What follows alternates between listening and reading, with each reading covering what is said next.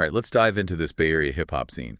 You guys send over a ton of material on Court Knox, articles, notes, even YouTube links. It's clear he's a big deal, but I have to admit, I don't know much about him going in.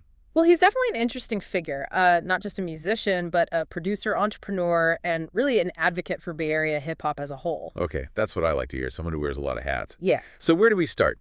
Who is Court Knox? Well, his story actually begins under a different name, Seasick. Back in 1999, he released Drastic. It was a straight-up gangster rap album. You can still find some tracks on YouTube that give you a sense of where he began. But in 2012, he rebranded as Court Knox, aiming for a more evolved sound and a broader audience. So it's like he was leveling up, musically and as brand. Exactly. And what's fascinating is his musical influences are all over the map. We're talking gospel soul legends like Marvin Gaye and Stevie Wonder, but also hip-hop giants like DJ Quick Rakim and even Eminem. Whoa, that's a serious mix. Does that actually come through in his music, or is it more behind the scenes? Oh, it definitely shapes his sound. I was listening to his track, Can't Fade Me, and you can hear these soulful vocal runs, kind of remind me of classic Gaye, but then the beat switches up, and there's this sharp, almost Eminem-esque flow in his rapping.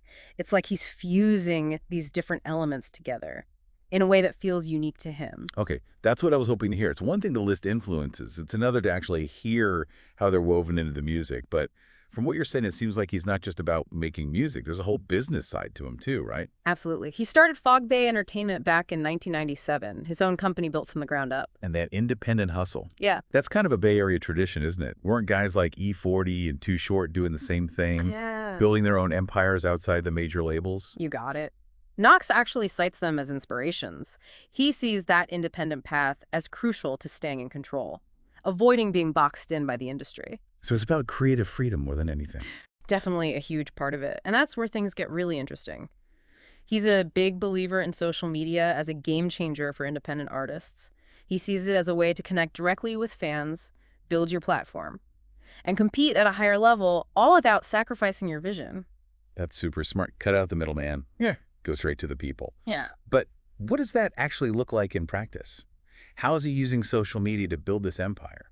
Well, take a look at Fog Bay TV, his YouTube channel. It's not just music videos. You get these snippets of projects like Blood is Thicker Than Water and For My Brother's Sake. Little mini-movies with dramatic storylines. Because he's making movies now, too. That's ambitious. He's definitely not afraid to think big. And from what I've seen, the production value is actually pretty high. He's using it to showcase Bay Area talent, not just in music, but acting, directing, everything. So Fog Bay Entertainment isn't just a record label. It's like this multimedia platform for Bay Area creatives. Exactly. And that seems to tie into his overall vision. He wants to elevate the entire scene, not just himself.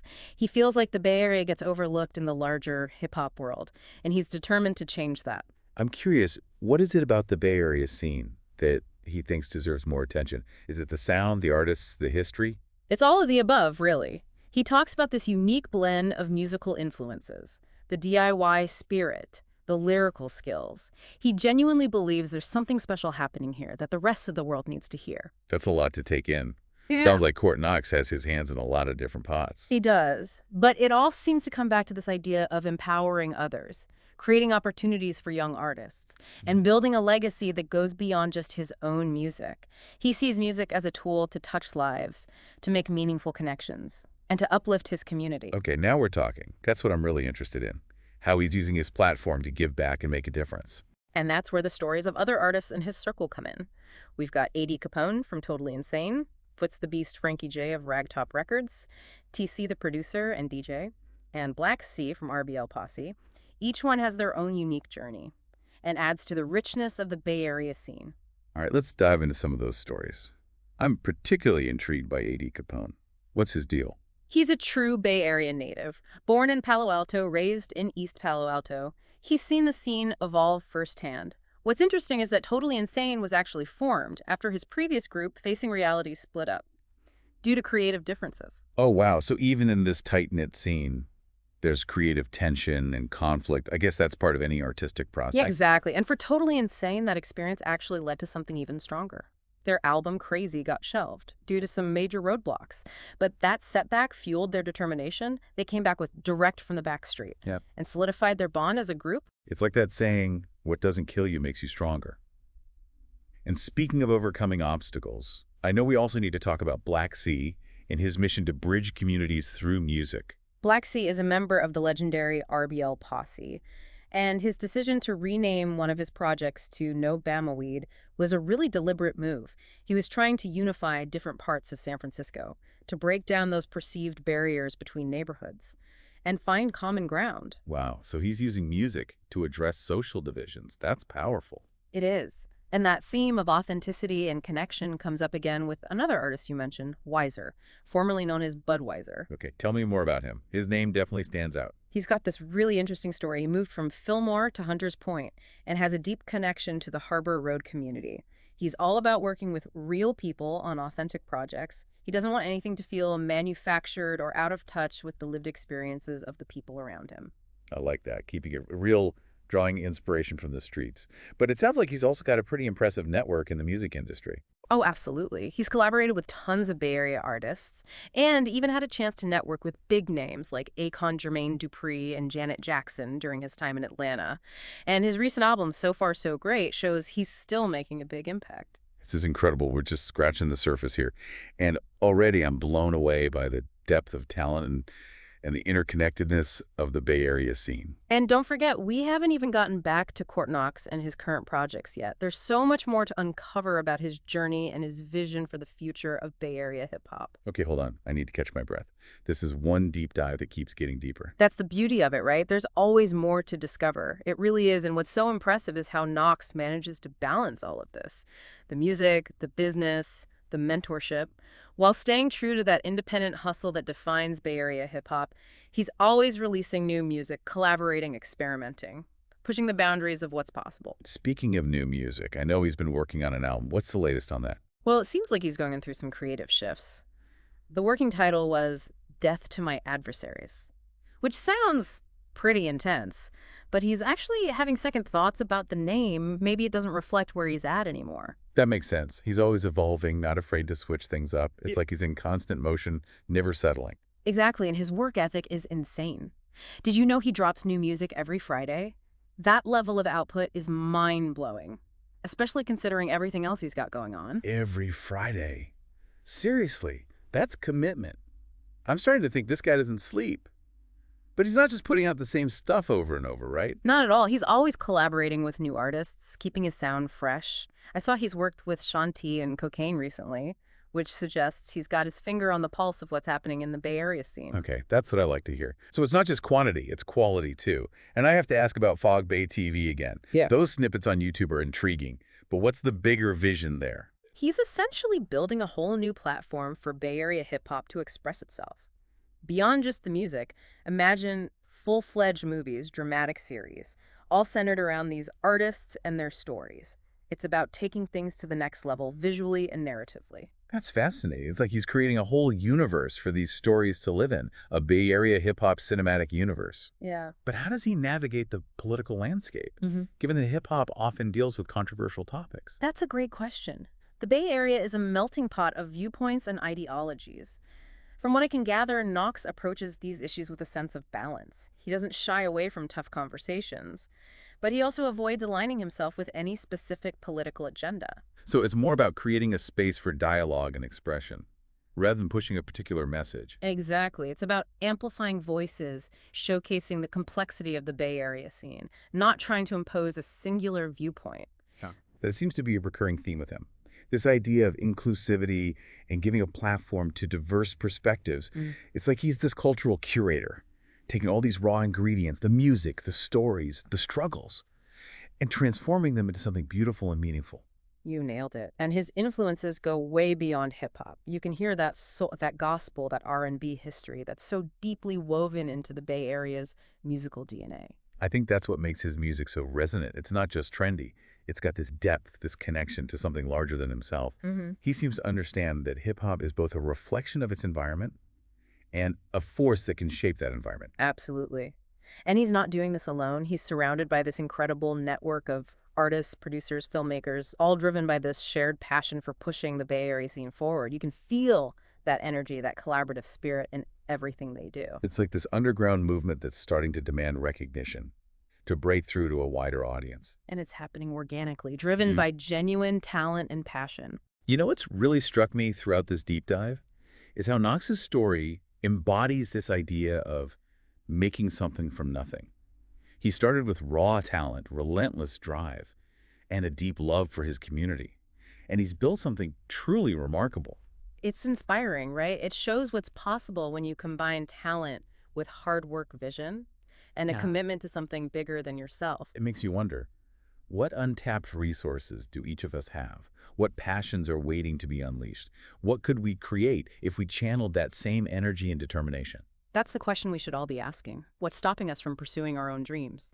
From making a meaningful contribution to the world? Exactly. And I love how Knox's approach isn't about ego or self-promotion. It's about community collaboration lifting each other up. He seems to understand that true success is measured not just by personal achievements, but by the impact we have on those around us. It's like he's creating this ripple effect. His energy inspires others to find their own voices, to build their own platforms, to contribute to this larger tapestry of creativity. And what's beautiful is there's no one right way to do it. Each artist, each individual brings their own unique perspective and skill set. I'm seeing this pattern. It's not just about the music. It's about the message, the movement, creating space for authentic expression and genuine connection. And that seems to be at the heart of everything Court Knox does. He's not just making music. He's making a difference. And he's doing it in a way that's relevant to today's world. He's not afraid to embrace new technologies and platforms. He's taken social media, YouTube streaming services, all these tools that can be used for shallow trends and fluff, and turn them into instruments for something much deeper. He's like a digital alchemist, transforming these base elements into something precious. It shows we're not just passive consumers of technology. We can be active creators, shaping these tools to serve our own purposes. And that's what's so exciting about the future of hip-hop, especially in the Bay Area. It's this constant evolution, blending tradition with innovation, exploring new sounds, new ideas, new ways of connecting with the world. It's like the spirit of the Bay Area itself. Yeah. Entrepreneurial, challenging the status quo, always striving to create something new and better. And thanks to the internet, those ripples are spreading outward, reaching audiences globally, inspiring a new generation of artists to embrace their own voices and use their creativity to make a difference. It's a movement you can't ignore. It's like a wildfire, and Court Knox is just one of the sparks igniting it. It reminds us that even the smallest flame can have a huge impact when it's fueled by passion and purpose. And it underscores that we're all part of a larger ecosystem. We're interconnected, and our choices have far-reaching consequences. If Court Knox can build an empire from scratch, if he can use his creativity to empower others and shine a light on overlooked talent, what can each of us do with our own gifts and resources? That's the question, isn't it? If his story is a testament to the power of independent creation, to the potential we all have to shape our destinies and make a meaningful contribution, what are we waiting for? Exactly. The time is now, the tools are available, the possibilities are limitless. So I'll ask you directly, what will you create? You know, exploring Court Knox's world has me thinking about how many different ways there are to be creative.